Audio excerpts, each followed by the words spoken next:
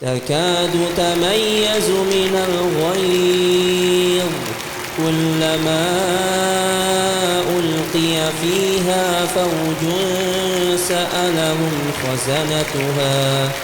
سألهم خزنتها ألم يأتكم نذير قالوا بلى قد جاءنا نذير فكذبنا وقلنا ما نزل الله من شيء إن أنتم إلا في ضلال كبير.